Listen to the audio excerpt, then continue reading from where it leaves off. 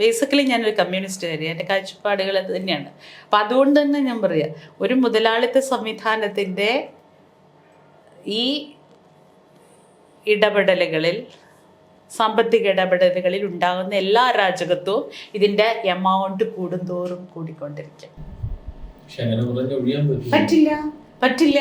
ചെറിയ ഇൻഡസ്ട്രി എന്നുള്ള നിലയിൽ മലയാളത്തിൽ അതിനുണ്ടാവേണ്ട കെട്ടുപാടുകളിലേക്ക് വരാൻ സർക്കാരും സംവിധാനങ്ങളും എന്താ പറയുക, എത്ര വലിയ പ്രയത്നത്തിലേക്ക് ചെറുതെങ്കിലുമായിട്ട് കൊണ്ടുവരാൻ പറ്റണം.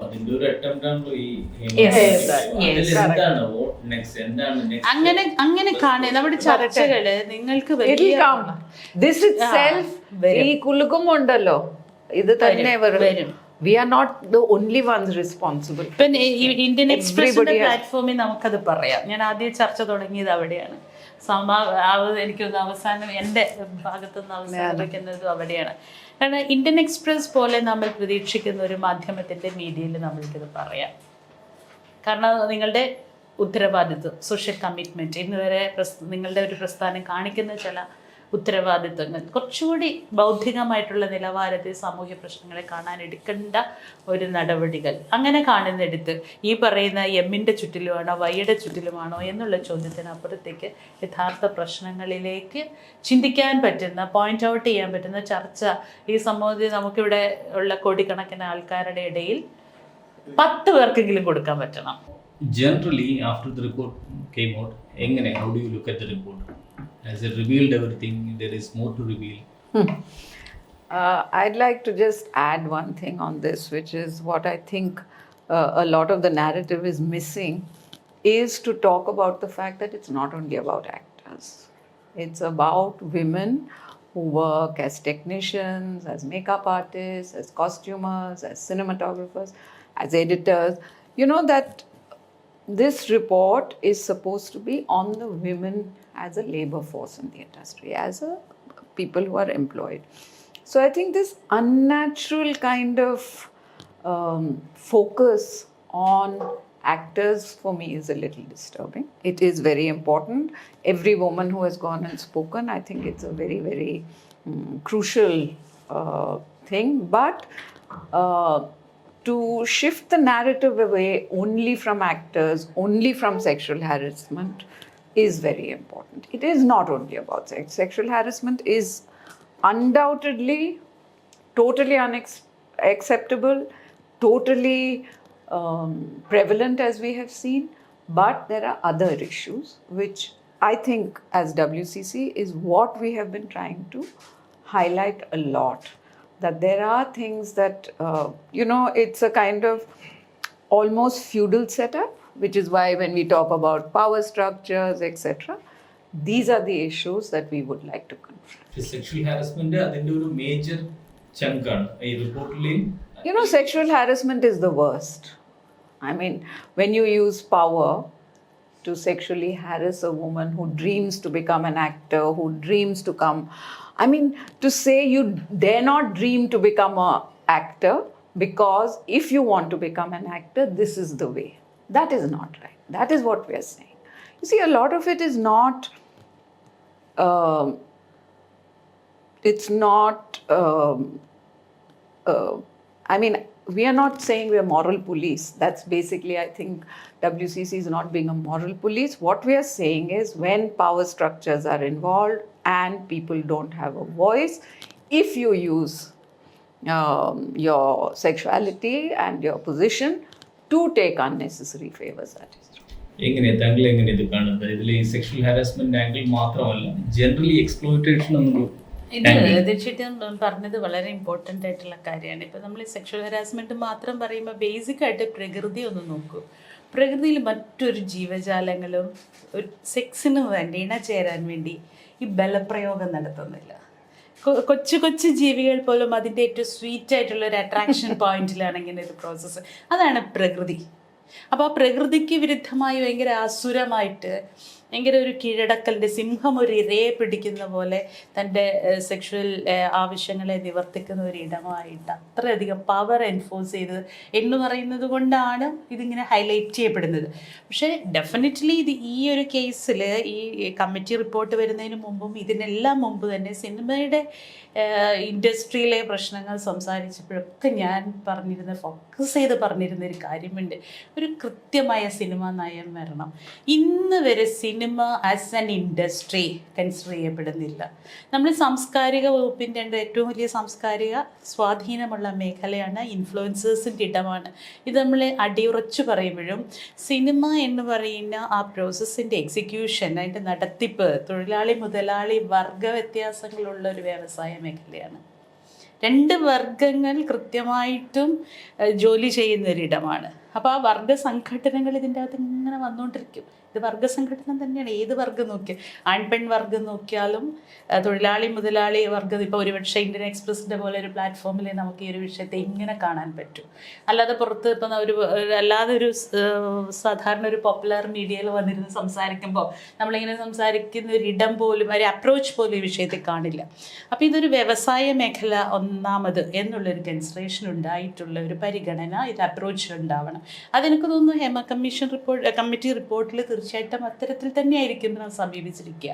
അങ്ങനെ തന്നെയാണ് സമീപിച്ചിട്ടുള്ളതും. ഇത് മാത്രമല്ല വിഷയം. രണ്ടാമത് ഒരു ഏറ്റവും ഒരു തൊഴിൽ മേഖലയാണ്. ഈ മേഖലയുടെ ഏറ്റവും വലിയ സവിശേഷത തൊഴിലാളി എന്നുള്ളിടത്ത് നമ്മൾ കാണുമ്പം ഇതിലൊരു 50 ടൈപ്പ് ഓഫ് തൊഴിലുകളുടെ ഒരു കോംപ്ലക്സ് തൊഴിലിടമാണ്. ബാക്കി എവിടെയും ഇപ്പോൾ ഇവിടെ ജേർണലിസ്റ്റുകൾ അല്ലെങ്കിൽ ഇവിടെ അതുമായി ബന്ധപ്പെട്ട ആൾക്കാർ മീഡിയ പഠിച്ചിട്ട് വരുന്നവരാ.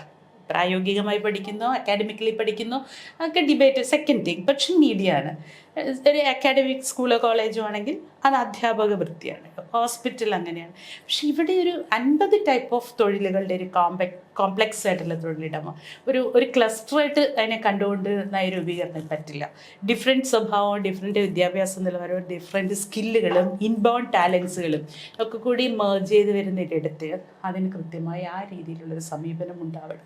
ഒറ്റയായി ഉണ്ടാകുന്ന എല്ലാ പ്രശ്നങ്ങളും, അക്കൗണ്ടബിലിറ്റിയുടെ പ്രശ്നങ്ങളായിക്കോട്ടെ, ക്രിയേറ്റിവിറ്റിയുടെ പ്രശ്നങ്ങളായിക്കോട്ടെ, സ്ത്രീ പുരുഷ ബന്ധങ്ങളിലെ പ്രശ്നങ്ങളായിക്കോട്ടെ, സൗഹൃദമായ ഹൈറാർക്കി ആവട്ടെ, എന്ത് പ്രശ്നങ്ങൾ ഉണ്ടാവുന്നുണ്ടെങ്കിലും ഇത്തരത്തിൽ സമീപിക്കുന്നിടത്ത് മാത്രമേ നമുക്കതിനെ സോർട്ട് ഔട്ട് ചെയ്യാനും പരിഹരിക്കാനും പറ്റുള്ളൂ. അപ്പോൾ എനിക്ക് തോന്നുന്നു നമ്മളുടെ ഒരു പാനൽ ഡിസ്കഷനിലെങ്കിലും നമുക്ക് തീർച്ചയായിട്ടും ബിനമാന്നിരിക്കുമ്പോൾ അങ്ങനെയുള്ളവരൊക്കെ നമ്മളുടെ കൂടെ ഉണ്ടാവുമ്പോൾ ആ രീതിയിൽ അപ്രോച്ച് ചെയ്യുന്ന ഒരു പുതിയ കാഴ്ചപ്പാട് തന്നെ ഇത്തരത്തിൽ വേണം സിനിമയെ കാണാൻ എന്ന് പറയുന്നൊരു തുറവിൻ്റെ ഇടം ജനങ്ങൾക്ക് തുറന്നു കൊടുക്കാനെങ്കിലും നമുക്ക് പറ്റണം. നമ്മൾ ഈ ഹേമ കമ്മിറ്റി ഉള്ള റെസ്പോൺസസ് നോക്കുമ്പോൾ കാണുന്ന 2 രീതിയിലുള്ള റെസ്പോൺസസ് ഉണ്ട്. ഒന്ന്, മലയാള ഫിലിം ഇൻഡസ്ട്രിയെ വളരെ ബാഡ് ലൈറ്റിൽ കാണിക്കുന്ന ഒരു റിപ്പോർട്ട് എന്നാണ് ഒരു സെക്ഷൻ. 2, ഇതൊരു ടേണിംഗ് പോയിന്റ് ആണ്. മലയാളം ഫിലിം ഇൻഡസ്ട്രിയെ ഒരു ബെറ്റർ വർക്ക് സ്പേസ് ആക്കി മാറ്റാനുള്ള ഒരു ടേണിംഗ് പോയിന്റ് ആണ്. ഇങ്ങനെ 2 രീതിയിലുള്ള റെസ്പോൺസസ് നമ്മൾ കാണാറുണ്ട്. എന്താണ് എങ്ങനെയാണ് റിയാക്ട് ചെയ്യുക ഈ 2 റെസ്പോൺസസിനോട്? ഞാൻ 2 ഇതിലേക്ക് പറയാം. ഒന്ന്, ഈ ബാഡ് സ്പേസ് ഗുഡ് സ്പേസ് എന്നൊക്കെ അല്ല ഇതിൻ്റെ പ്രശ്നം. ഇത് എനിക്ക് തോന്നുന്ന ഒരു method to amplify the report is to say ഇതെല്ലാം ബ്ലാക്ക് ആൻഡ് ചെയ്യുക. The point is, are we denying that a lot of women have achieved through their talent, through their hard work, they have achieved many things. Many women have done it. Everybody is not a victim or a predator, or there are men, there are women, there are a lot of very talented people. What we are saying is there is an atmosphere of this. So we are not blackening the industry, we are trying to push the industry to say let's be more professional. Let us be, after all, from my point of view, Malayalam film industry is today the top industry, one of the top industries in India. What does it mean? Is it only in the content of the films? Is not process as important? I mean, if you beat up somebody and get a good story out of them, is it worth it? So my point is that let's look all of us together, not as, you see, when you hype it up too much, what happens is, this is what happens. The whole world is saying, oh, Malayalam film industry. It's not the Malayalam film industry. We are talking about industry which is totally unregulated, totally without any rules working, without any will by a lot of the stakeholders to improve. Basically, we are saying there are stakeholders, whether it is the unions, whether it is the associations, and they are the ones who can make the difference, and let us all work together to make this difference. So I'm not in this blackening narrative at all. I believe that this industry has created some of the best films. There are the best artists, cinematographers, directors that have come out of this industry, and nobody can deny that. But there is also the other side, that women find it difficult. There is a lot of actual exploitation. Can we close our eyes to that, is the question. Unorganised ആയിട്ടുള്ള ഒരു സെക്ടറാണ്. നേരത്തെ അദ്ദേഹം പറഞ്ഞതുപോലെ, ഇപ്പോൾ താങ്കൾ പറഞ്ഞതുപോലെ unorganised ആയിട്ടുള്ള sector ആയതുകൊണ്ട് തന്നെ പല തരത്തിലുള്ള ആൾക്കാരെ, പല പ്രൊഫഷണൽ ആൾക്കാരെ ഇൻവോൾവ് ആണ്. I think it's disorganized more than Yes. പലതരം സെക്ടർ ഇൻവോൾവ് ആയതുകൊണ്ട് തന്നെ അതിൽ എങ്ങനെയാണ് പോളിസിക്ക് മാത്രമായിട്ടൊരു സൊല്യൂഷൻ കണ്ടെത്താൻ പറ്റുക? ഫോർ എക്സാമ്പിൾ, ഞാൻ അതിന്റെ ഒരു കോണ്ടെക്സ്റ്റ് പറയാം. നമുക്ക് ഈക്വൽ പേ എന്നുള്ളത് ഇറ്റ്സ് നോട്ട് പ്രാക്ടിക്കൽ, നമുക്ക് അറിയാം. പക്ഷെ അത്തരം രീതിയിലാണോ പോളിസി അപ്രോച്ച് ചെയ്യേണ്ടത്? എങ്ങനെയാണ്? You see, this equal pay thing only, how it is twisted out of context, right? We do know that in the Malayalam film industry, as in every other film industry in India, there is a difference between the payment between men and women. All we are saying is equal work, equal pay. Because I'm a woman, I do not have to be denied. Now to go on saying, oh, the commercial, again you concentrate on actors, you only concentrate on the stars, that thin layer. What about a cinematographer? What about an editor? What about a dubbing artist? Till a few years ago, a male dubbing artist and a female dubbing artist were getting different rates. I think it's okay now, but it was. So I'm saying these are the questions we are addressing, not that everybody gets the same rate. I'm not being expected to, I mean, certainly there are ways, but I'm saying there are scientific ways to look at it.